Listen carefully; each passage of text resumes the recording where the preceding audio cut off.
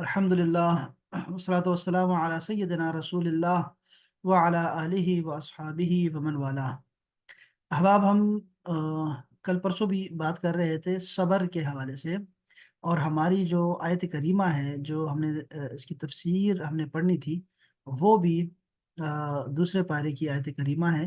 अ, हम उसकी तफसीर पढ़ रहे थे, दरमियान में हमारी तफसीर रह गई थी। और वो आयत करीमा ये वाली आयत करीमा है, 153 नंबर आयत करीमा है। और मैंने बताया था कि ये दूसरा पारा है। और इसके बाद एक आयत आती है, वो छोड़ के उसके बाद फिर सब्र का बयान आएगा। तो बहुत ही अहम मौजू है, बहुत अहम मौजू है। इसमें बहुत सारी जो है वो तफासिर में भी है, यानी कुरान मजीद की बहुत सारी आयत हैं जो कि सब्र से मुताल्लिक़ है। मैं अभी आपको दिखाता भी हूँ सारी। और इसके अलावा जो है हदीस में भी बहुत सारी फजीलत आई है, सब्र की तरीके भी सिखाए गए हैं, सब्र के मुख्तलिफ अकसाम भी जो है वो जिक्र की गई हैं। और कुछ बड़ी खूबसूरत किस्म की अहादीस हैं। मैं भी चाहूँगा कि वो आपके साथ वो अहादीस भी जो है वो शेयर करूँ। पुराने वाक़यात कुछ हैं जो कि अहादीस में मनकूल है, वो भी आपके साथ शेयर करना चाह रहा हूँ मैं। एक तो ये है कि ये आयात देखिए ज़रा, ये सब्र से मुतल्लिका जो आयात हैं, ये आयत करीमा, पहले ज़रा इसका लफ्ज़ी तर्जुमा दोबारा सुन लें जो जिन अहबाब ने नहीं सुना। अऊज़ु बिल्लाहि मिनश शैतानिर रजीम, बिस्मिल्लाहिर रहमानिर रहीम। या अय्युहल्लज़ीना आमनू, ए ईमान वालो, इस्ताईनू, मदद लो, मदद चाहो, बिस्सब्र वस्सलाह, सब्र से और नमाज से, यानी सब्र और नमाज से मदद लो। इन अल्लाह मअस साबिरीन, बेशक अल्लाह जल्ल शानहू सब्र करने वालों के साथ है। तो ये आयत करीमा है। अगर आप पहले गौर करें, पहली चीज़ जो गौर करने वाली है वो है या अय्युहल्लज़ीना आमनू का खिताब।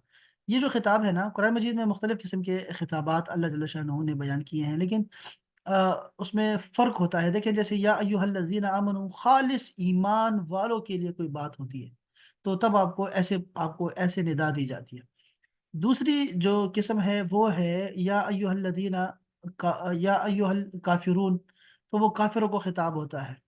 या फिर आपको दिखाई देगा या अय्युहन्नास, ए लोगो, तो वो तमाम इंसानियत को उनके जो कबाइल है उनको नहीं देखते हुए, और उनके जो अकसाम है, अनवा है लोगों की, चाहे वो ज़ुबान की तफरीक है या फिर रंग की तफरीक है या फिर मुल्क की तफरीक है, किसी भी तफरीक से बालातर हो गए, तमाम इंसानियत को दावत होती है एक उसमें। जैसे अल्लाह जल्ल शानहू की इबादत के लिए बुलाना हो, अल्लाह से डरने की तरफ दावत हो, तो फिर या अय्युहन्नास से खिताब किया जाता है। अब या अय्युहल्लज़ीना आमनू जब से हमने कुरान मजीद शुरू किया है ना, पहला पारा गुजरा है, अभी दूसरा पारा शुरू हुआ है, तो आप जरा ये देखें कि आपके पास जो है ये खिताब जो है ये कब आया है। इससे पहले एक दफ़ा गुजरा है, ये ज़रा देखें। ये वो किताब है अल-मुअजम अल-मुफ़हरस लिअल्फ़ाज़िल कुरानिल करीम। ये कल मैं शेयर करूँगा इंशाल्लाह आपके साथ। ये बल्कि आज शायद शेयर कर दूँ ग्रुपों में। ये देखें, यहाँ पे ना ये खिताब शुरू हो रहा है, तो उसमें देखो आमनू का लफ्ज़ मैंने निकाला है। और आमनू का लफ्ज़ जो है, ये 3 हर्फ इसके तलाश करने होते हैं असल। तो वो क्या है, अलिफ, मीम और नून, अमन। अमन से आमनू का एक लफ्ज़ बनता है, तो वो तलाश करके फिर आपको नीचे देखना होता है। तो यहाँ देखें, अगर आपको या अय्युहल्लज़ीना आमनू दिखाई दे आपको, यहाँ पहला खिताब है, ये देखें। ये सूरह अल-बक़रा की आयत करीमा है। और यहाँ से शुरू हो रहा है, 104 नंबर, या अय्युहल्लज़ीना आमनू ला तक़ूलू राइना, ए ईमान वालो, ये राइना का लफ्ज़ इस्तेमाल ना किया करो, बल्कि कहा करो उन्जुरना, या रसूलुल्लाह हमारी तरफ नज़र कीजिए, हमारी रियायत फरमाइए। तो ये बोला, ये एक आयत करीमा थी जो कि रसूलुल्लाह सल्लल्लाहु अलैहि वसल्लम की अदब के हवाले से, और जो है ना हमें अदब सिखाया गया था रसूलुल्लाह की बारगाह का। ये एक सीगा इस्तेमाल हुआ था, ए मोमिनो तुमसे ख़ास खिताब है। और अब ये जो दूसरा इस्तेमाल हुआ है वो ये देखो, या अय्युहल्लज़ीना आमनु इस्ताईनु बिस्सब्र वस्सलाह। तो ये शुरू कुरान से ये दूसरा खिताब आया है जो मोमिनों को खिताब है। और वो ये है कि तुम जब भी तुम्हें कोई तकलीफ आए, कोई मुसीबत आए, तुमने सब्र और नमाज से मदद लेनी है। तो यहाँ से ये बड़ी प्यारी जो है ना किताब है, अल-मुअज्जम अल-मुफ़हरस। اگر آپ کو کسی بھی آیت کا ایک بھی لفظ پتا ہو، ایک بھی لفظ پتا ہو، تو آپ یہاں سے جو ہے وہ آیات جو ہے جہاں جہاں وہ استعمال ہوا ہے وہ آپ اس کو تلاش کر سکتے ہیں یہاں سے۔ کوئی بھی لفظ آپ کو، جیسے میں آپ کو اور بھی دکھا دیتا ہوں، یہ کتاب بڑی پیاری ہے، میں چاہوں گا کہ آپ ضرور، آپ سب کے پاس یہ کتاب ہو۔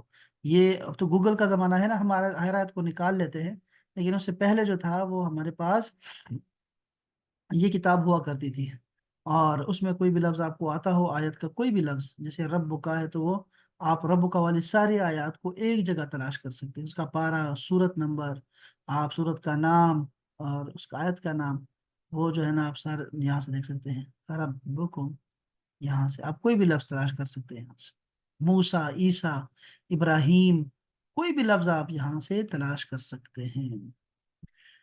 اچھا جی، تو یہاں دیکھیں، یہاں پر اب جو بات آ رہی ہے وہ یہ تھی، دوسری بات جو کیا تھی کہ تم لوگ صبر سے مدد لو، صبر سے مدد چاہو۔ صبر کے متعلق اگر آپ دیکھیں، نہیں دیکھو میں نے صبر کا لفظ نکالا ہوا ہے، سواد، با اور را، یہاں سے یہ شروع ہو رہا ہے صبر کا لفظ۔ یہ دیکھیں صبر، ہر طرح کا لفظ جو سوا بارہ سے بنے گا نا وہ یہاں سے ہوگا۔ صبر تم کا لفظ اتنی ایسی جگہ آیا ہے، صبر نہ، صبرو، یہ دیکھیں سارے، تصبرو، تصبرو، اتصبرون، نصبر، لنصبرن، یصبر، یسیرو، ہاں، اصبر یا اصبر، ما اصبرہم، یہ سارے الفاظ جتنے بھی صبر کے متعلقہ ہیں وہ سب یہاں پہ دکھائی دیں گے آپ کو۔ تو یہ دیکھیں الصبر جو آیا ہے نا، الصبر، یہاں پر آپ دیکھیں یا ایھا الذین آمنوا استعینوا بالصبر والصلاۃ، 153 نمبر آیت کریمہ ہے، آپ دیکھ رہے ہیں یہ مکی ہے، اور یہ مدنی ہے، مدنی صورت ہے، اور یہ دیکھیں البقرہ ہے سورہ، یہ بقرہ صورت ہے، اور یہ دوسرے پارہ ہے اس کا۔ تو بہرحال یہ آپ کو یہاں سے چیزیں مل جاتی ہیں، اور بڑی پیاری کتاب ہے کریمہ، یہ بہت پیاری کتاب ہے۔ تو میں نے یہاں سے تفسیر کچھ آپ کے سامنے میں نے عرض کر دی تھی اس دن بھی، اور یہ صبر کی اقسام وغیرہ، صبر کے فضائل پہ میں نے کچھ چیزیں آپ کو بتائی تھی۔ میں اسے آگے جانا چاہوں گا، اور وہ یہ ہے کہ میں کچھ یہاں سے پڑھنا چاہوں گا۔ یہاں ہمارے پاس ایک تو یہ ہے کہ منہاج القرآن میں جو ہے بڑی خوبصورت کتاب ہے یہ، بڑی پیاری، اور یہاں پہ نا صبر کی فضیلت پہ بہت سارا جو ہے وہ لکھا گیا ہے۔ میں یہاں سے پڑھتا ہوں، آیات بھی ساری جمع ہے، اور اس کے علاوہ جو ہے وہ احادیث کا بھی میں آپ کو سناتا ہوں۔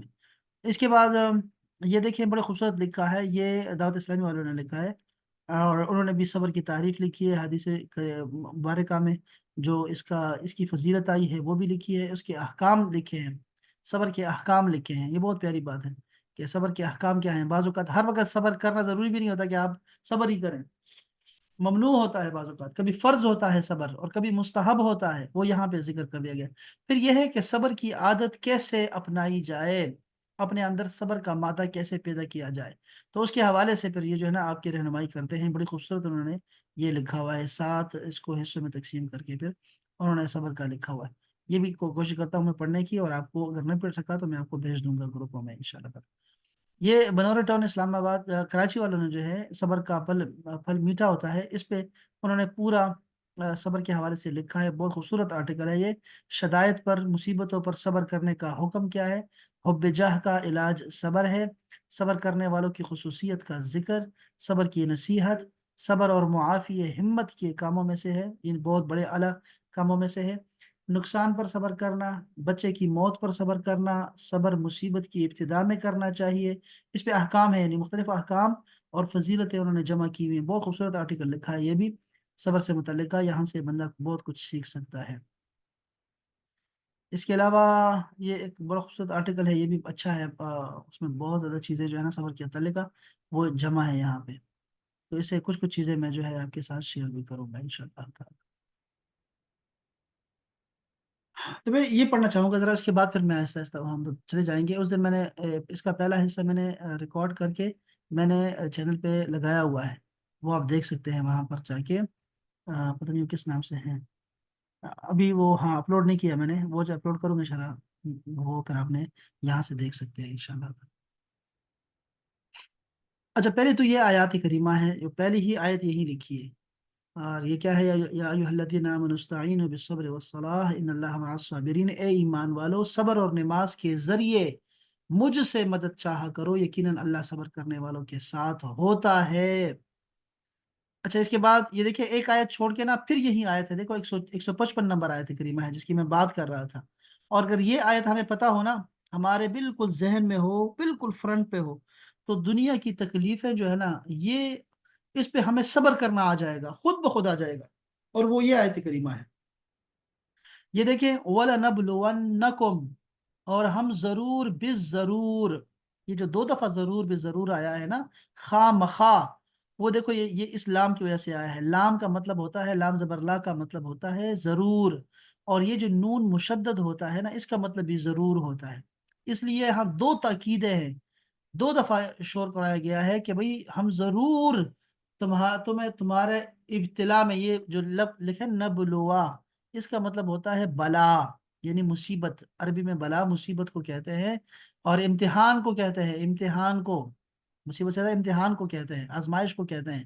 تو ہم ضرور بھی ضرور تمہیں آزمائش میں ڈالیں گے، بشیء من الخوف، یہ شیء کا مطلب ہے کچھ، سم تھنگ فرام، کیا ہوگا؟ یہ فیئر، آپ کو ڈر ہوگا، خوف ہوگا، آپ کو کسی بھی چیز کا ہو سکتا ہے خوف، اس کے ذریعے سے امتحان لیا جاتا ہے انسان کا۔ تو یہ ایک خاص جو ہے نا ایک لمحہ ہوتا ہے، ایک دور ہوتا ہے جس میں آپ پہ خوف طاری ہوتا رہتا ہے ہر وقت۔ تو خوف ہوتا ہے، دشمن کا خوف ہو سکتا ہے، کسی چیز کا بھی خوف ہو سکتا ہے آپ پہ۔ جوع کا مطلب ہے بھوک کا امتحان آ سکتا ہے۔ نقص من الاموال، کہ مالوں میں نقص آ سکتا ہے، نقصان ہو سکتا ہے، بزنس ہو یا چاہے پانی پانی کی طرح پیسہ آپ کا ڈوب جائے، خرچ ہو جائے آپ سے، یہ امتحان ہوتے ہیں۔ والانفس، اور کبھی جانوں میں، یعنی یہ ہے کہ آپ بیمار ہو جائیں یا آپ کے بچے، ماں باپ، قریبی رشتے دار سارے بیمار ہو جائیں، تو اس میں یہ امتحان ہوتا ہے آپ کے لیے، آپ نے صبر کرنا ہے۔ والثمرات، اور صلہ نہیں ملتا اپنی محنتوں کا، ثمر نہیں ملتا، یعنی اور اس سے مراد سبزیاں، یہ جو فروٹ ہوتے ہیں، جو باغات ہوتے ہیں فروٹ کے، وہ بھی اگر وہ ضائع ہو جائیں تو اس پورے شہر پہ امتحان آ جاتا ہے۔ یہ ہمارا تو یہ ہوتا ہے نا، تو صرف باغ کے مالک کو نقصان نہیں ہوتا بلکہ پورے شہر کو نقصان ہوتا ہے، چیزیں مہنگی ہو جاتی ہیں، وہ فروٹ مہنگا ہو جاتا ہے، ملتا نہیں ہے۔ تو اس طرح کا یہ امتحانات آتے رہتے ہیں انسان کی زندگی میں۔ یہاں توا ہے، اس کا مطلب یہاں رک جاؤ، یہ امتحانات ہیں۔ کتنے ہیں؟ خوف، دو جوع بھوک، تین اموال میں کمی، چار بیماریاں، اور پھر ثمر نہیں ملتا، یہ ہے پانچ، پانچ امتحانات کا یہاں ذکر ہے۔ تو اس کے بعد کیا فرمایا؟ وبشر الصابرین، اے میرے محبوب، جو لوگ صبر کرے ان امتحانوں میں ان کو خوشخبری سنا دیں آپ بس، کہ وہ ہدایت پر ہیں اور وہ اللہ کی رحمتوں میں ہیں۔ اس کے بعد یہ بھی آیت کریمہ صبر کے متعلق ہے، یہ بھی ساری یہ آیات ہیں جو کہ یہاں صبر پہ جمع کی گئی ہیں، ترجمہ لکھا ہوا ہے، اور تفسیر دیکھنے کی بھی ضرورت نہیں ہوگی، ایسا ترجمہ لکھا ہوا ہے۔ میں ذرا کچھ احادیث آپ کو سنانا چاہتا ہوں جو بڑی خوبصورت ہیں، اور میں چاہوں گا کہ آپ ضرور اس کو توجہ سے سنیں، آپ بہت خوبصورت ہے۔ یہ پہلی جو حدیث پاک ہے، یہ آپ دیکھیں، یہ متفق علیہ حدیث پاک ہے، یعنی کہ بخاری اور مسلم دونوں میں آئی ہوئی ہے، اس کے علاوہ بھی بہت ساری کتابوں میں یہ حدیث پاک آئی ہوئی ہے۔ حضرت عبداللہ رضی اللہ تعالی عنہ روایت کرتے ہیں، عبداللہ بن مسعود مراد ہے، عبداللہ بن مسعود، کہ انی انظر الی النبی، یہ ایسا ہے کہ جیسے میں چشم تصور سے حضور نبی اکرم کو دیکھ رہا ہوں۔ اچھا، ویسے یہ جو عرفان القرآن ہے نا، عرفان القرآن، یہ ڈاکٹر طاہر القادری صاحب کے جو ترجمہ ہے ان کا، وہ ترجمہ، اس کی ایک خاصیت ہے، جو خاص خاصیت ہے وہ یہ ہے، اس کی خاصیت تو بہت ساری ہیں لیکن ایک خاصیت یہ ہے کہ اس میں آپ کو تفسیر دیکھنے کی ضرورت نہیں ہوتی۔ تو وہ تفسیر قرآن مجید قرآن مجید کا ترجمہ ہے، اصل میں تفسیر نہیں ہے، ترجمہ ہے، لیکن وہ ایسا لکھا گیا ہے بریکٹس میں کہ آپ کو ترجمہ جو تفسیر ہے اس کی طرف نہیں جانا پڑتا، بلکہ ادھر ہی وہ آپ کو آیت سمجھا دی جاتی ہے۔ تو یہی کام انہوں نے حدیث میں بھی کیا ہے۔ یہ دیکھیں، میں دیکھ رہا تھا کہ یہ عبداللہ کون ہے؟ اب عبداللہ تو بہت سارے ہیں، عبداللہ بن عمر ہے، عبداللہ بن مسعود ہے، عبداللہ بن عمر بن عاص ہے، اور عبداللہ کتنے سارے ہیں۔ تو یہ کون سے عبداللہ ہیں؟ تو یہاں نے کہہ دیا عبداللہ بن مسعود ہے۔ دیکھا آپ نے، یہ بڑی اچھی بات ہے کہ آپ کو نا بتا دیا جاتا ہے، ترجمے میں بتا دیا گیا۔ اچھا، پھر کیا ہے؟ یہاں ترجمہ دیکھیں تو لکھا ہوا ہے کَأَنِّي أَنظُرُ إِلَى النَّبِي، ایسا ہے جیسے کہ میں رسول اللہ کو دیکھ رہا ہوں، کہ یحکی نبی من الانبیاء، کہ وہ کسی نبی کے بارے میں بتا رہے ہیں۔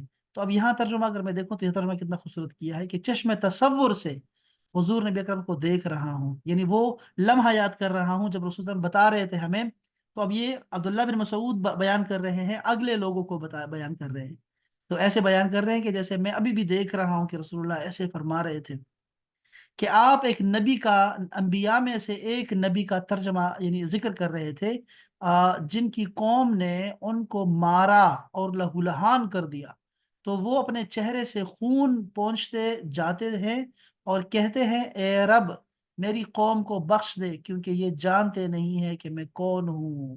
اب اس کو بریکٹ میں لکھا گیا ہے نا، اس کا مطلب ہے کہ آپ کو سمجھ آئے کہ کیا نہیں جانتے، یہ نہیں جانتے کہ میں کون ہوں، میں اللہ کا رسول ہوں۔ اب یہ رسول اللہ صلی اللہ علیہ وسلم خود بھی جب غزوہ احد میں آپ کا خون جو ہے، خون مبارک گر رہا تھا، اور وہ سارا جو ہے وہ آپ کا چہرہ بالکل لہولہان ہو گیا تھا، اور دانت بھی مبارک بھی جو ہے وہ بھی زخمی ہو گئے تھے، اور وہ جو خود پہنا ہوا تھا اپنے، اس کی جو کڑیاں تھی وہ بھی چہرے میں دھس گئی تھی، تو وہ بہت تکلیف کا تھا وہ وقت تھا اس وقت۔ تو یہی بار بار جو ہے وہ آپ فرما رہے تھے، یا پھر وہ جو طائف کا واقعہ ہوا تھا، آپ یہی فرماتے تھے، دعا کرتے تھے کہ یا اللہ میری جو ہے نا مجھے تکلیف دینے کے وجہ سے ان لوگوں پہ عذاب نہ آئے، یہ لوگ جانتے نہیں ہیں کہ میں کون ہوں، جب ان کو نہیں پتا تو ان کو معاف رکھ، معاف رکھ۔ تو یہ ایسے ہی فرماتے تھے۔ اب یہ بڑی پیاری حدیث پر، تو یہ انبیاء کرام کا صبر آپ دیکھیں، بہت مشکل کام ہے صبر کرنا، یعنی آپ کسی کو اگر کوئی ایسی بات بتائیں نا، سمجھائیں کہ جو آپ کو بالکل کلیئر ہو، اور آپ اس کو ایک دفعہ سمجھائیں، پھر 2 دفعہ سمجھائیں، پھر 3 دفعہ سمجھائیں، اور وہ پھر بھی نہ سمجھے، یا پھر اس کو شک ہو، تو آپ جو ہے آپ کا حوصلہ جو ہے بالکل پیک پہ چلا جاتا ہے، کہتے ہیں بس دفع کرو یار اس کو۔ لیکن پیغمبروں کو اللہ پاک نے اتنا حوصلہ دیا ہوتا ہے، اتنا صبر دیا ہوتا ہے کہ وہ مثالی نمونہ ہوتے ہیں، بالکل اعلیٰ نمونہ ہوتے ہیں۔ تو اب دیکھو نا، سارا چہرہ لہو لہان ہے پھر بھی دعا کر رہے ہیں، یہ پیغمبروں کا یہ ہے شیوا ہے، ان کا یہ طریقہ کار ہے۔ حضرت ابو سعید الخدری رضی اللہ تعالی عنہم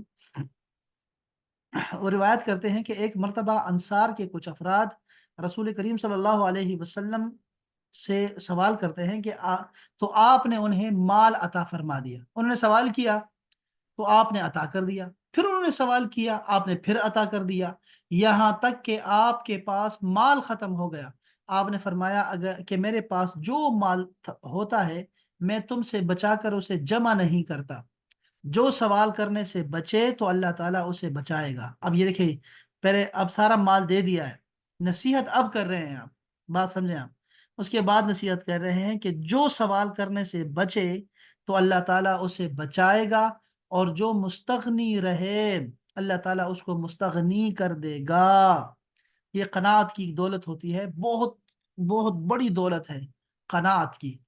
اس میں یہ ہوتا ہے کہ آپ راضی برضا ہوتے ہیں، اور جو آپ کو مل رہا ہوتا ہے اسی میں آپ رہتے ہیں، اور اپنے خرچے جو ہے وہ اس کے مطابق رکھتے ہیں۔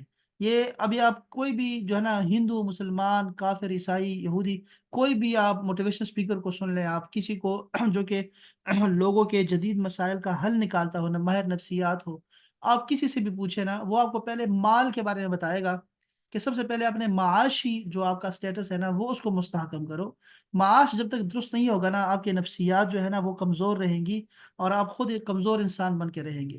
تو وہ کیا کرتے ہیں، آپ کو یہی بتاتے ہیں، بار بار بتاتے ہیں کہ اپنے خرچے جو ہیں وہ اپنے آمدن کے حساب سے رکھو، اور اس سے کم رکھو، اس کے برابر نہ رکھو کہ 30 روپے آ رہے ہیں تو 30 روپے ہی خرچہ جا رہا ہے، ایسا لوگوں کا ایسا نہیں ہوتا ویسے۔ وہ جو لوگ زیادہ پریشان ہوتے ہیں نا، ان کے اصل میں خرچے بہت زیادہ ہوتے ہیں، وہ 30 سے اوپر 60 کا خرچہ کر دیتے ہیں، آمدن 30 ہوتی ہے، تو آپ نے ہمیشہ خرچوں کو کم رکھنا ہے، ہمیشہ آمدن سے کم رکھنا ہے، تو تب جا کے آپ خوشحال ہوتے ہیں۔ تو یہاں تو اللہ کے رسول نے فرمایا کہ میرے پاس جو کچھ بھی ہوتا ہے میں عطا کر دیتا ہوں، سب کچھ دے دیتا ہوں، لیکن میں یہ بتا دوں کہ جو لوگ سوال کرنے سے بچے رہیں گے اللہ تعالیٰ ان کو بچائے رکھے گا، اور جو مستغنی ہونا چاہے گا اللہ تعالیٰ ان کو مستغنی کر دے گا، غنی کر دے گا ان کو۔ جو صبر سے کام لے تو اللہ تعالیٰ اسے صبر کی توفیق دے گا، اور تم میں سے جس کو مال دیا جاتا ہے وہ صبر سے بہتر اور وسعت والا نہیں ہے۔ آپ سمجھ سکتے ہیں بات کو، یہ بات ہم نے پہلے بھی کہی تھی اور پھر بھی کہیں گے کہ جن لوگوں کے پاس مال ہے اور جن لوگوں کے پاس مال نہیں ہے وہ دونوں امتحان میں ہیں۔ جو لوگ جن کے پاس مال نہیں ہے ان کا امتحان کم ہے، اور جن کے پاس مال ہے ان کا امتحان بہت زیادہ ہے، یہ ذہن میں رکھیے گا۔ کہ وہ یہ یہاں بھی اس جملے سے بھی آپ کو اندازہ ہوگا کہ رسول اللہ نے فرمایا کہ تم میں سے جس کو مال دیا جاتا ہے وہ صبر سے بہتر اور وسعت والا نہیں ہوتا۔ بہتر یہی ہے جو بندہ صابر و شاکر رہتا ہے تھوڑے پہ، وہ زیادہ بہتر رہتا ہے، زیادہ اچھا رہ جاتا ہے۔ اس سے سوال کرو گے، انسان سے سوال کرو گے، ایک لقمہ مانگو گے، وہ دے یا نہ دے۔ وہ جب ہم سوال کے بارے میں کبھی پڑھیں گے نہیں تو پھر آپ کو وہ ساری احادیث دکھائی دیں گی، لیکن یہاں پر تو صبر کی فضیلت آپ کو رسول اللہ مبارک جو ہے وہ ان کی حدیث سے بتا رہا ہوں میں۔ حضرت عمر بن شعیب اپنے دادا حضرت عبداللہ بن عمر سے روایت کرتے ہیں کہ رسول پاک صلی اللہ علیہ وسلم نے ارشاد فرمایا، دو باتیں ایسی ہیں کہ جس میں وہ پائی جائیں اللہ تعالیٰ اسے شاکر اور صابر لکھتا ہے، اور جس میں یہ دونوں خصلتیں نہ ہوں اسے اللہ تعالیٰ صابر و شاکر نہیں لکھے گا۔ وہ دو خصلتیں یہ ہیں، جو شخص دینی معاملات میں اپنے سے اوپر والے کی طرف دیکھے اور اس کی پیروی کرے، اور دنیاوی امور میں اپنے سے نیچے والے کی طرف دیکھے اور اللہ تعالیٰ کا اس بات پر شکر ادا کرے کہ اسے اس پر فضیلت دی، اللہ تعالیٰ ایسے آدمی کو صابر اور شاکر لکھتا ہے۔ اور جو آدمی دینی امور میں اپنے سے نیچے والے کی طرف اور دنیاوی امور میں اپنے سے اوپر والے کی طرف دیکھے اس پر افسوس کرے جو اسے نہیں ملا، تو اللہ تعالیٰ اسے صابر و شاکر نہیں لکھے گا۔ اب دیکھیں یہ ترمذی شریف کی حدیث پاک ہے، ٹھیک ہے؟ اور کس میں آئی ہے؟ نسائی شریف میں بھی آئی ہوئی ہے، طبرانی میں بھی آئی ہوئی ہے، اور یہ ابن ابی دنیا نے شکر میں لکھا ہے اس کو، عبداللہ بن مبارک نے اس کو زہد میں لکھا ہے۔ اب یہ حدیث پاک آپ کو اس کی سمجھ آ گئی ہے کہ یہ ہمیں زندگی گزارنے کا اصول سمجھایا جا رہا ہے۔ یہ ہم کتنے خوش نصیب ہیں کہ ہمارے رسول صلی اللہ علیہ وسلم نے ہمیں زندگی کے گزارنے کے شب و روز بتا دیے، یعنی یہاں تک بتا دیا ابھی کہ لقمہ کیسے کھانا ہے، پانی کیسے پینا ہے، اور نمازوں کا نہیں کہ صرف نماز ہے اور حج اور زکوٰۃ کا طریقہ سکھایا، بلکہ ہمیں زندگی گزارنے کا طریقہ بھی سکھایا ہے۔ ہماری سوچوں کو بھی جو ہے آپ نے ایسے اصول دے دیے ہیں کہ وہ مثبت رہیں۔ اب یہ دیکھیں کتنا کہ پیارا اصول دیا ہے، آپ نے فرمایا کہ دیکھو جو پہلے کیا ہے، میں وہی آج کروں جو پہلے ذکر ہوا ہے۔ یہاں پر نظر فی دین ہی، اب دین کی بات ہو رہی ہے، دیکھیں دین میں کیا کرنا ہے آپ نے، کہ آپ نے اپنے سے اوپر کو دیکھنا ہے دین کے معاملات میں۔ یعنی آپ سمجھے بات کو، دو بندے ہیں، ایک گناہگار آدمی ہے اور ایک نیک آدمی ہے، اور آپ درمیان میں کھڑے ہیں۔ آپ نے کس کو دیکھنا ہے، کس کو نمونہ بنانا ہے؟ وہ بندہ جو آپ سے زیادہ نیک ہے، اس کی باتیں کرتے رہنا ہے کہ وہ دیکھو تہجد پڑھتا ہے، وہ ذکر کرتا ہے، وہ اتنی دفعہ درود شریف پڑھتا ہے، وہ اتنے ختم کر لیتا ہے، وہ دیکھو وہ کلاس بھی لیتا ہے، وہ ترجمہ پڑھ رہا ہے، وہ فلاں کتاب آج کل پڑھ رہا ہے۔ نیکی میں آپ نے اپنے اوپر کو دیکھنا ہے، اوپر دیکھنا ہے نیکی میں۔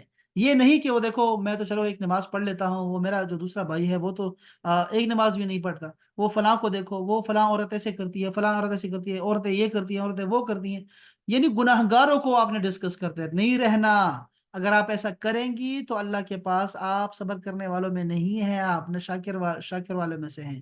آپ نے نیکی میں اوپر کو دیکھنا ہے، ہمیشہ نیکوکار کو دیکھنا ہے، ان کو آپ نے اپنا نمونہ بناتے رہنا ہے، تو آپ خود بخود آپ کی نیکی جو ہے وہ بڑھتی جائے گی، نیچے نہیں دیکھنا آپ نے۔ یہ اصول ہے دین میں۔ اب دنیا کی بات کرتے ہیں۔ دنیا میں دو بندے ہیں، ایک ہے امیر آدمی جس کے پاس دنیا کی ساری آسائشیں ہیں، گاڑی ہے، گھر ہے، اس کے بینک بیلنس ہے، اس کے پاس وہ اور بہت کچھ ہے اس کے پاس، اور ایک آدمی غریب ہے جس کے پاس کچھ نہیں ہے یا اتنا نہیں ہے جتنا آپ کے پاس ہے۔ آپ درمیان میں کھڑے ہیں، آپ کس کو دیکھیں گے؟ اس کو دیکھیں گے جو آپ سے زیادہ غریب ہے، جس کے پاس زیادہ لگژریز نہیں ہے، جس کے پاس زیادہ سہولیات نہیں ہے، جس کے پاس زیادہ پیسے نہیں ہے، آپ نے اس کو دیکھنا ہے۔ دنیا میں دنیا میں خود سے نیچے کو دیکھنا ہے، اور آخرت میں اپنے سے اوپر کو دیکھنا ہے، بس یہ اصول ہے۔ تو جو ایسا کرے گا وہ اللہ کی کتابوں میں صابر اور شاکر لکھا جائے گا، اور جو ایسا نہیں کرے گا، جو اکثر ہم کرتے ہیں، وہ پھر کیا ہوگا؟ وہ اللہ کی کتابوں میں شاکر اور صابر نہیں لکھا جائے گا۔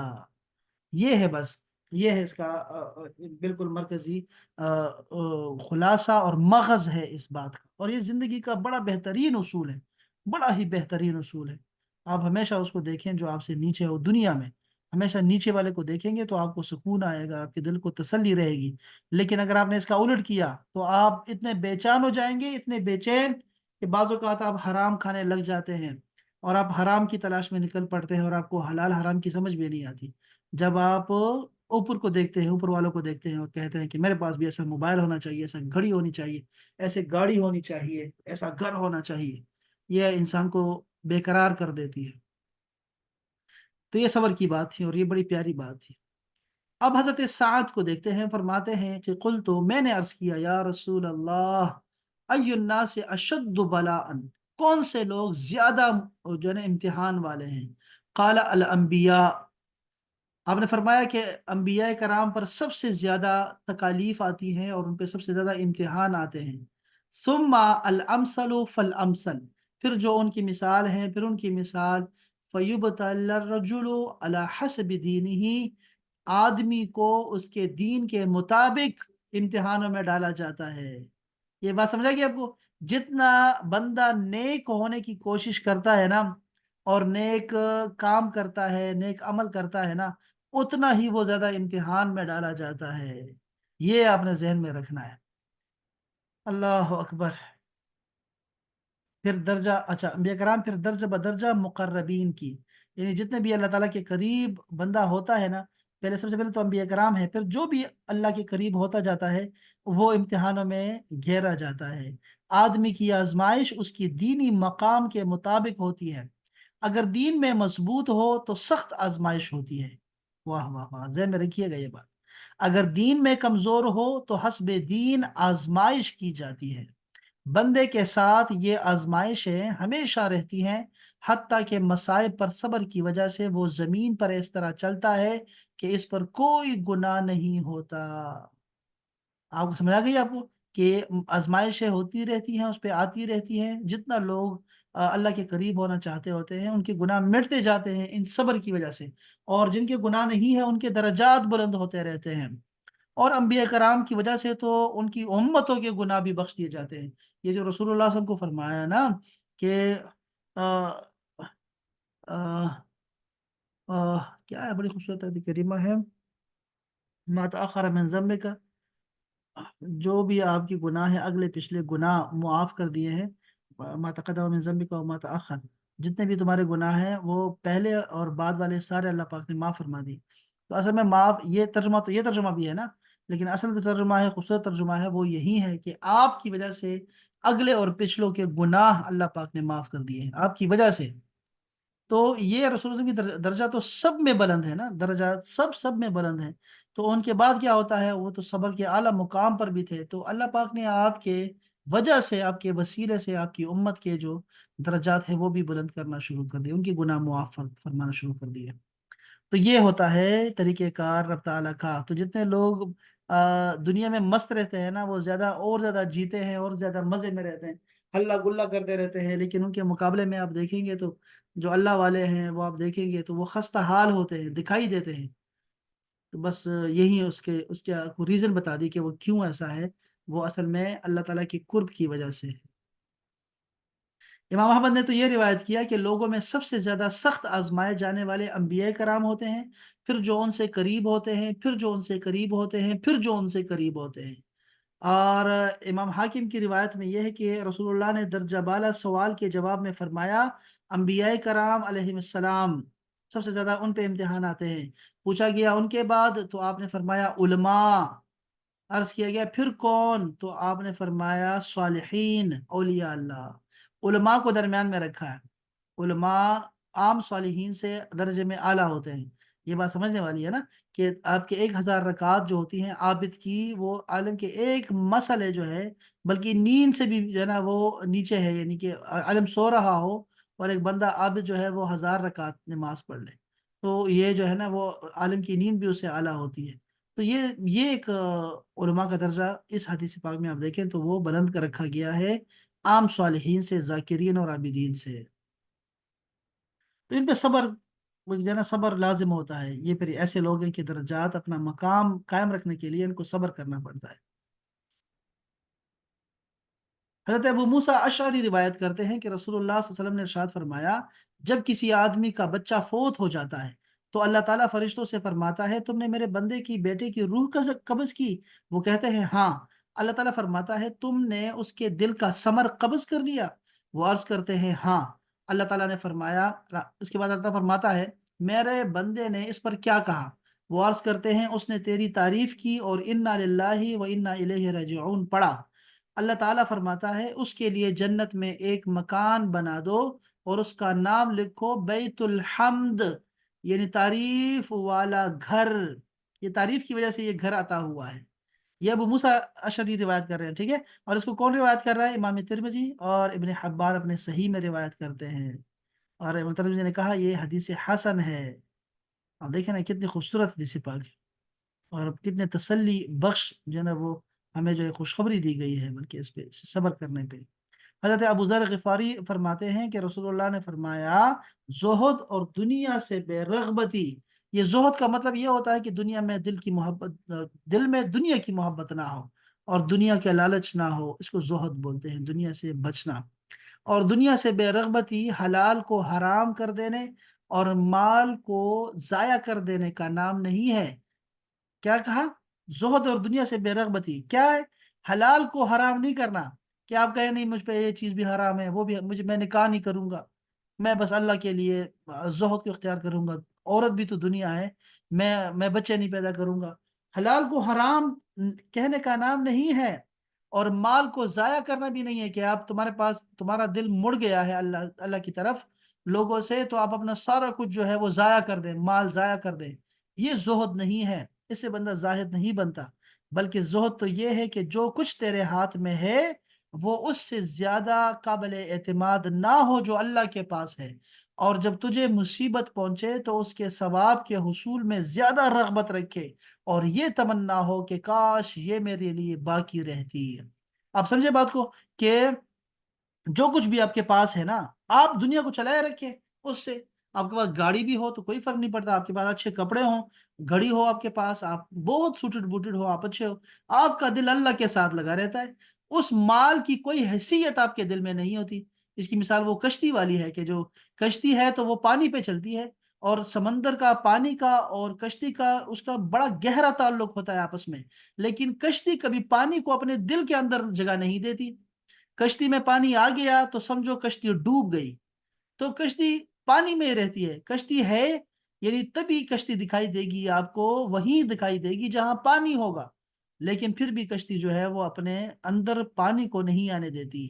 بس یہی انسان کے پاس سب کچھ ہو بھی صحیح، سب کچھ ہو، لیکن اس کے باوجود اس کے دل میں تھوڑی سی بھی پریشانی نہیں آنی چاہیے اگر وہ مال اس سے جاتا ہے، بلکہ اس کی نظر اللہ کے ہاں جو کچھ ہے اس پہ ہوتی ہے، کہ اللہ کے پاس جو کچھ ہے نا وہ اعلیٰ ہے، وہ بہت اعلیٰ ہے، اس کا اعتماد اللہ پہ ہوتا ہے اور اللہ کی چیزوں پر ہوتا ہے، اور اللہ کے پاس جو ہے آخرت اس کی طرف اس کی رغبت ہوتی ہے، نہ کہ اس کے پاس جو اس کے ہاتھ میں ہوتی ہے۔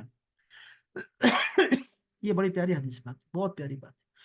اسی طرح ایک حدیث پاک حضرت جابر بن عبداللہ روایت کرتے ہیں کہ رسول پاک نے فرمایا یود اہل العافیہ یوم القیامت حین یعطى اہل البلاء الثواب لو ان جلودهم كانت قرضت فی الدنیا بالمقارید، کہ جو قیامت کے دن جو مصیبتوں سے دور رہنے والے ہیں، عافیت والے لوگ ہیں، عافیت والے کہ زندگی میں انہوں نے بڑی عافیت گزاری ہے، ٹھیک ہے، وہ جب قیامت میں وہ چاہیں گے، جب وہ دیکھیں گے نا مصیبت والوں کو اور تکالیف والوں کو جنہوں نے صبر کیا دنیا میں مصیبتوں پر، امتحانوں پر، جب ان کا درجہ دیکھیں گے، ان کی شان دیکھیں گے، ان کی آن دیکھیں گے، تو چاہیں گے، وہ دعا کریں گے، یہ حسرت ہوگی ان کو کہ کاش دنیا میں ان کی جو جلدیں ہیں، وہ ان کی کھالیں، اس کو کینچیوں سے جو ہے وہ کاٹا جاتا۔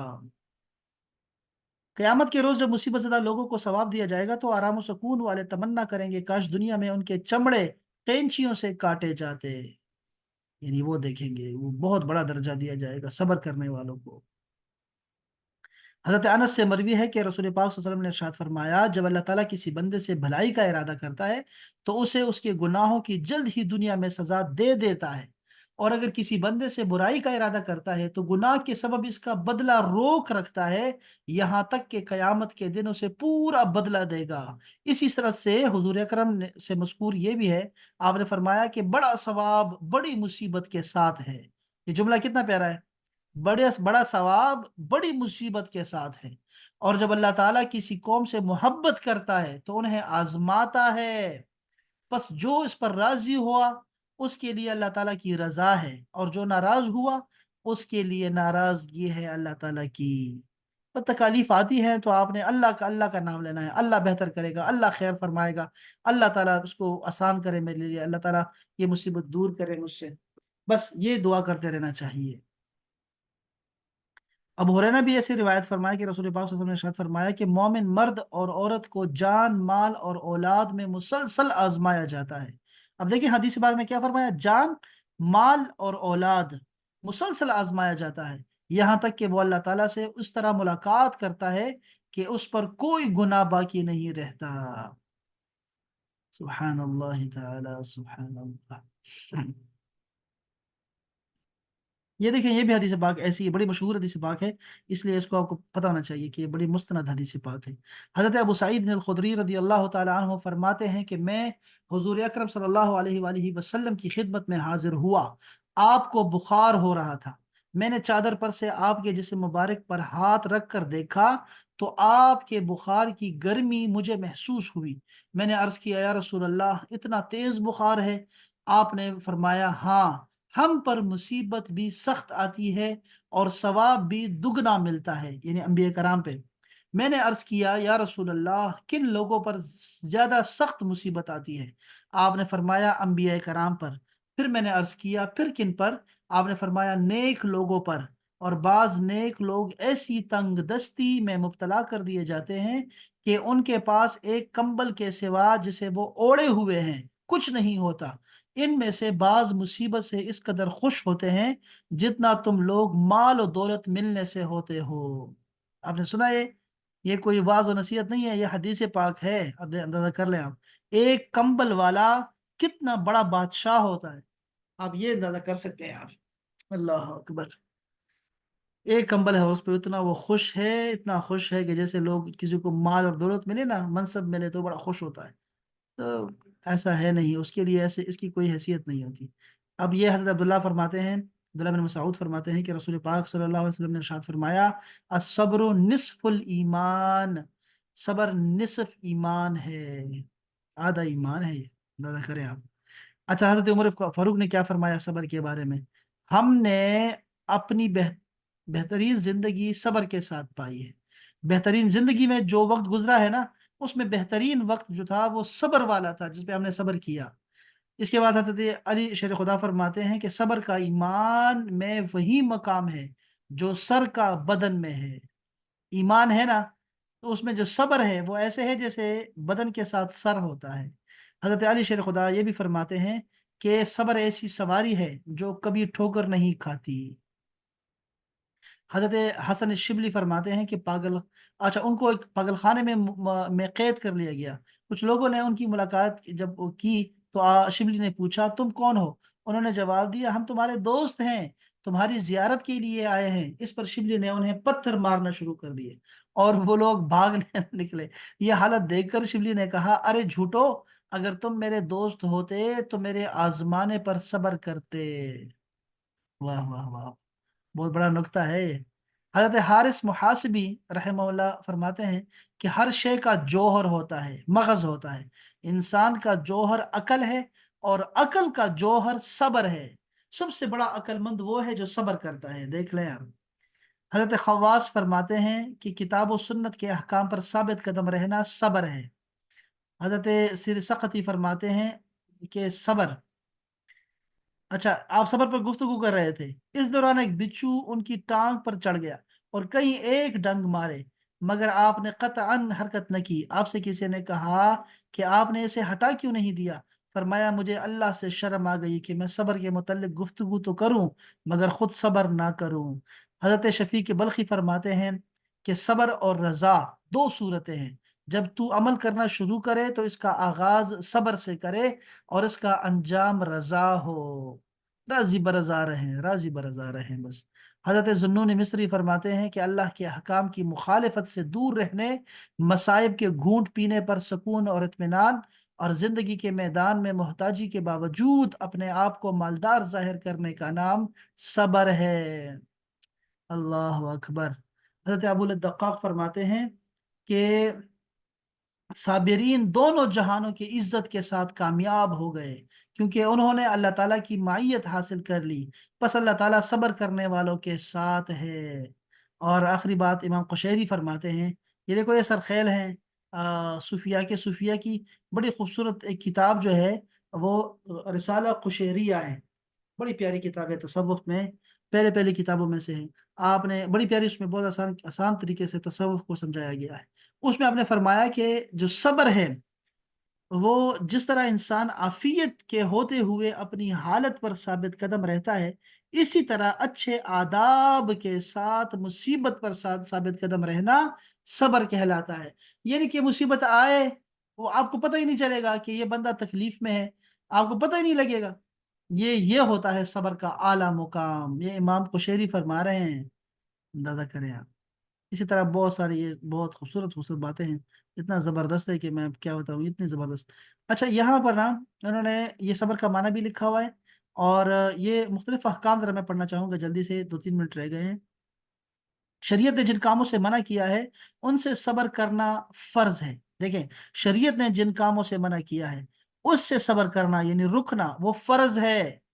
آپ شراب نہیں پی سکتے، آپ سور خنزیر نہیں کھا سکتے، آپ بدکاری نہیں کر سکتے، قتل نہیں کر سکتے، چوری نہیں کر سکتے، خود کو روکے رکھنا باوجود قدرت کے، آپ یہ فرض ہے ہم پہ۔ ناپسندیدہ کام جو شرعن گناہ نہ ہو اس سے صبر کرنا مستحسن ہے، مستحب ہے۔ تکلیف دہ فعل جو شرعن ممنوع ہو اس پر خاموش اور رہنا اور صبر کرنا ممنوع ہے، ممنوع ہے۔ مثلا کسی شخص یا اس کے بیٹے کا ہاتھ ناحق کاٹا جائے تو اس شخص کا خاموش رہنا اور صبر کرنا ممنوع ہے۔ ایسا ہی جب کوئی شخص شہوت کے ساتھ برے ارادے سے اس کے گھر والوں کی طرف بڑھے تو اس کی غیرت بھڑک اٹھے، لیکن غیرت کا اظہار نہ کرے اور گھر والوں کے ساتھ جو کچھ ہو رہا ہے اس پر صبر کرے اور قدرت کے باوجود نہ روکے، تو شریعت نے اس صبر کو حرام قرار دیا ہے، حرام ہے۔ آپ نے بولنا ہوتا ہے، غصہ کرنا ہوتا ہے، غصہ ہر حالت میں حرام نہیں ہے۔ صبر جمیل کیا ہوتا ہے؟ سب سے بہترین صبر یہ ہے کہ مصیبت میں مبتلا شخص کو کوئی نہ پہچان سکے، اس کی پریشانی کسی پر ظاہر ہی نہ ہو۔ یہی بات ہمیں امام قشیری نے سکھائی نا، کہ صبر کا اعلیٰ مقام کیا ہے، کہ اس بندے کا پتہ ہی نہیں لگے کہ وہ ابھی مصیبت میں ہے یا نہیں مصیبت میں نہیں ہے، بالکل وہ ایک طرح ہی رہے۔ صبر کا اعلیٰ ترین درجہ یہ ہے کہ لوگوں کی طرف سے پہنچنے والی تکالیف پر صبر کیا جائے، لوگوں کی طرف سے جو ہے وہ تکالیف پر صبر کیا جائے۔ فرمان مصطفیٰ صلی اللہ تعالیٰ علیہ وسلم ہے، جو تم سے قطع تعلق کرے اس سے صلہ رحمی سے پیش آؤ، اور جو تمہیں محروم کرے اسے عطا کرو، اور جو تم پر ظلم کرے اسے معاف کرو۔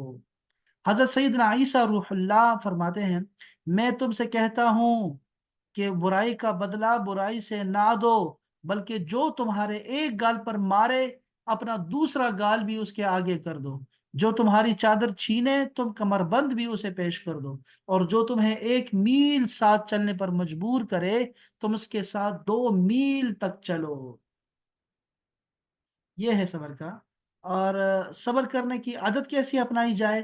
ایک تو یہ ہے کہ صبر کے فضائل جو ہے اس کا مطالعہ کیا جائے، اچھی اچھی کتابوں کو دیکھیں۔ احیاء العلوم بڑی خوبصورت کتاب ہے امام غزالی کی، اس کو دیکھیں۔ یہ ریاض الصالحین ہے امام نووی کی، آپ ضرور اس کو دیکھیں، اس کو ضرور پڑھیں، آپ کو بہت مزہ آئے گا۔ اسی طرح امام غزالی کی ہی کتاب ہے مکاشفۃ القلوب، اس طرح منہاج العابدین، یہ ساری امام غزالی کی کتب ہیں۔ اور کیمیائے سعادت، اس کا مطالعہ کیا۔ صبر کے جتنے بھی فضائل ہوں آپ وہ پڑھیں گے تو آپ کے دل میں خود ایک رغبت پیدا ہوگی۔ دوسرا طریقہ کیا ہے کہ بارگاہ الہی میں صبر کی دعا کریں آپ۔ لیکن اب دیکھو، صبر مصیبتوں پہ صبر نہیں ہونا چاہیے، یہ آپ نے عافیت طلب کرنی ہے، کیونکہ یہ خود بہت بڑی بلا ہے، صبر کرنا بہت بڑا امتحان ہے خود، بذات خود۔ اس میں بڑی پیاری حدیث ہے، اگر میں دکھاؤں گا آپ کو اگر ٹائم ملا تو۔ اس کے بعد آپ نے فرمایا، یعنی اللہ تعالیٰ کی آپ نے جو مدد ہے آپ کو صبر سے پہنچنی ہے آپ کو، اور نماز سے پہنچنی ہے آپ نے اس کی توفیق مانگتے رہنا ہے اللہ تعالیٰ سے۔ اپنی ذات میں عاجزی پیدا کیجئے، عاجزی پیدا کریں گے تو آپ کو صبر بھی آ جائے گا۔ جب آپ تکبر آپ کے اندر ہوتا ہے نا، اور بڑائی ہوتی ہے، کبریائی ہوتی ہے، تو آپ اس وقت جو ہے آپ ہر ایک پہ چڑھ دوڑتے ہیں، آپ کو ہر تھوڑی سی بات بھی برداشت نہیں کرتے آپ۔ میرے ابو بڑے خوبصورت ایک ان کی ایک عادت تھی، بہت پیاری عادت تھی، کہ وہ کبھی بھی کمزور پہ اپنا زور نہیں آزماتے تھے، کہ وہ کو پتا تھا کہ جب میں طاقتور کو کچھ نہیں کہہ سکتا تو ہمیں کمزور کو بھی کچھ نہیں کہنا چاہیے۔ تو وہ کمزور اور طاقتور دونوں کے لیے ایک طرح ہوتے تھے، اور یہی میری بھی خاصیت ہے، میں سب کے لیے برابر ہی رہتا ہوں، یعنی مجھے کمزور اور طاقتور میرے لیے برابر ہونے چاہیے، ایسا ہی ہونا چاہیے آپ کے لیے بھی۔ اللہ اکبر۔ جلد بازی نہ کیا کریں، معاف کرنے کی عادت اپنائیں۔ یہ اتنا مشکل کام ہے یار، معاف کرنا اتنا آسان ہے اور اتنا مشکل ہے کہ نہ پوچھیں آپ۔ اف، یہ ایک دفعہ میں نے یہ ادھر لڑائی ہو رہی تھی ہمارے گھر میں آپس میں، یہ خواتین لڑائی چل رہی تھی، تو میں نے ایک سے کہا تم صبر کرو، صبر جو ہے نا، صبر صبر بہت ضروری ہے، معاف کرو معاف کرو، میں نے کہا معاف معاف کر دیا کرے، معافی سے کیا ہوگا، معاف کر دیا کرے، اس سے آپ کے نا سفر بڑھتا ہے، آگے زندگی چلتی رہتی ہے۔ وہ جو دوسری تھی نا، انہوں نے جا کے ان کو بتا دیا، یعنی جس کو میں نے کہا تھا نا کہ معاف کرو، تو انہوں نے کہا کہ جی وہ قاری صاحب کہہ رہے ہیں کہ بس جی ان کو جو ہے وہ معاف کر دو، چونکہ وہ جاہل ہے، تو معاف کر دو ان کو۔ تو میں نے کہا یار یہ اچھی لڑائی داش کر دی میری، لیکن یہ جو معاف کرنے کی عادت ہے نا، یہ بہت آسان کام ہے، انتہائی آسان کام ہے، اور اتنا خوبصورت کام ہے کہ آپ کی نا ٹینشنیں ختم ہو جاتی ہے۔ آپ معاف کر دیا کریں، بس آپ کو یاد ہی نہ رہے کہ کس نے آپ کے ساتھ ظلم کیا، کس نے زیادتی کی ہے، آپ کی نگاہ جو ہے وہ اللہ تعالیٰ پہ ہونی چاہیے۔ یہ بہت آسان کام ہے، بہت زبردست کام ہے، یہ سنت رسول صلی اللہ علیہ وسلم ہے۔ مصیبتوں میں نعمتوں کو تلاش کیا کرے، یہ ایک بزرگان دین کا طریقہ کار رہا ہے ہمیشہ سے، کہ مصیبت میں نعمتوں کو تلاش کرتے رہتے ہیں۔ سیدنا فاروق اعظم فرماتے ہیں کہ اللہ تعالیٰ نے مجھے جس مصیبت میں بھی مبتلا کیا، اس میں مجھے پر چار نعمتیں تھیں، وہ آزمائش میرے دین میں نہ تھی، دین کے بارے میں نہیں ہے، اس سے بڑھ کر مصیبت نہ آئی، میں اس پر راضی ہونے کی دولت سے محروم نہیں ہوا، مجھے اس پر ثواب کی امید رہی۔ آپ دیکھا آپ نے کتنے خود خود ہی راستہ تلاش کر لیا، کہ شکر ہے کہ اس سے بڑی مصیبت نہیں آئی، ہو سکتا ہے اللہ پاک نے مجھے کسی بڑی مصیبت سے بچایا ہو، اس سے مجھے ثواب ملے گا، اللہ تعالیٰ راضی ہو جائے گا شکر ہے کہ یہ میرے جو ہے نا دنیا کے میرے جسم کے متعلق ہے، میرے مال کے متعلق ہے، شکر ہے یہ میرے آخرت کے بارے میں نہیں ہے، یہ تکلیف ہوئی، یہ مصیبت۔ تو اس طرح کے راستے نکالے انہوں نے اپنے لیے، ایسے ہی ہونا چاہیے ہر ایک کو، کہ مصیبتوں میں اپنے لیے اچھا سوچے، اچھا گمان رکھے اللہ تعالیٰ کے بارے میں۔ اور بعض لوگ جو اللہ تعالیٰ سے ناشکری کرتے ہیں، وہ کفر تک پہنچ جاتے ہیں، کہ مجھے ہی دیکھا ہے تم نے، اللہ تعالیٰ نے مجھے ہی دیکھا ہوا ہے، میرا گھر ہی دیکھا ہوا ہے، پتہ نہیں کیوں میری زندگی ایسے ہے، میری زندگی تو ایسی ہی ہے، بس ایسی ہے۔ وہ ایسے بدگمانی کرتے ہیں رب تعالیٰ پہ، اللہ تعالیٰ نے فرمایا پہ جیسے گمان رکھو گے پھر ایسے ہی تمہیں ملوں گا میں۔ اچھا، اپنے سے بڑی مصیبت والوں کو دیکھا کرے، یہ اصول ابھی ہم نے پڑھا بھی ہے، کہ اپنے سے جو بڑی مصیبت والے ہیں، بیمار ہیں، تکلیفوں میں مبتلا ہیں، آپ ذرا اسپتال جا کے دیکھیں، ایک دفعہ آپ کو اندازہ ہو جائے گا۔ آپ کو زکام لگ جائے، دانت میں درد ہو، آپ کے کان میں درد ہو، تو آپ کو لگتا ہے جیسے پتہ نہیں میری زندگی اجیرن ہو گئی ہے جا کے، لیکن لوگ سانس نہیں لے رہے، لوگ دیکھ نہیں پا رہے، کچھ نہیں دیکھا لوگوں نے، نابینا ہے بیچارے، بول بھی نہیں سکتے، گونگے ہیں، بہرے ہیں لوگ، معذور ہیں لوگ، آپ جا کے دیکھیں کیا ہو رہا ہے لوگوں کے ساتھ، لوگوں کے دانے ٹھیک نہیں ہو رہے، لوگوں کو کینسر ہوا پڑا ہے۔ آپ اپنے سے زیادہ لوگوں کو دیکھا تکلیف میں دیکھیں، جو زیادہ تکلیف والا ہوں، تو آپ کو شکر اور صبر کرنے کی توفیق آئے گی، خود بخود آئے گی۔ بہرحال یہ بہت خوبصورت آرٹیکلز ہیں، میں چاہوں گا کہ آپ بھی اس کو ضرور پڑھیں، اور میں کوشش کرتا ہوں کہ آپ کو ان میں سے ایک دو ضرور بھیجوں آپ کو، تاکہ آپ ضرور اس کو پڑھ سکیں۔ ہاں ہاں،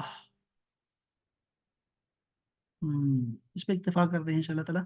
اپنا بہت خیال رکھیے گا، اور کوئی بھی بات ہو تو آپ ضرور گروپ میں بھی میسج کر دیا کریں، اور مسئلے مسائل پوچھتے رہا کریں، مسئلے مسائل آئیں گے تو پھر جو ہے نا ہم خود جو ہے ریسرچ کرتے رہیں گے چیزوں پہ، اور چیزوں کو سمجھیں گے، اور نئی نئی دنیایں ہمارے سامنے جو ہیں وہ عیاں ہوں گی اور سامنے آئیں گی۔ تو ضرور سوال وغیرہ کیا کریں، ڈسکشن کیا کریں، یہاں ٹائم نہیں ہوتا نا، ٹائم گزر جاتا ہے۔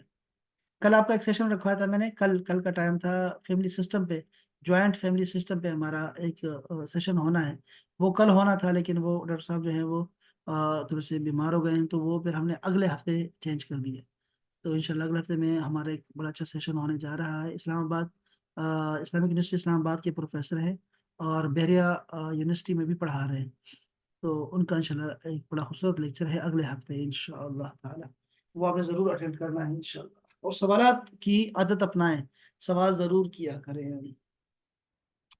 چلیں جی، بس دعا کیا کریں ہمارے لیے بھی، اور اللہ تعالیٰ کرے کہ ہمارے بیمار، میرے تو والدہ بیمار ہیں، اسپتال میں ہیں، بھائی بھی گھر میں ہے، پتہ ہے 2 مہینے سے بھائی روم میں ہے، بند ہے بالکل، وہ میں نے وہ لگایا ہوا ہے، سارے چادریں لگائی ہوئی ہیں، وہ شیٹیں لگائی ہوئی ہیں، اور باہر ترپال لگایا ہوا ہے بہت بڑا، وہ بھینسوں والا جو لگاتے ہیں نا، وہ لگایا ہوا ہے، تاکہ باہر کی کوئی تازہ ہوا اندر نہ آئے، تو وہ عجیب سی بیماریاں ہیں، تو بہرحال آپ دعا کریں، اور اللہ تعالیٰ کرے کہ آپ کے گھروں میں بھی جو بیمار ہیں، اسپتالوں میں جو بیمار ہیں، اللہ تعالیٰ سب کو شفا کامل عطا فرمائے، جو دنیا سے جا چکے ہیں اللہ تعالیٰ ان سب کی مغفرت فرمائے، ہمیں بھی شکر کرنے کی توفیق عطا فرمائے، صبر کی توفیق عطا فرمائے، اور خاتمہ بالایمان فرمائے جی۔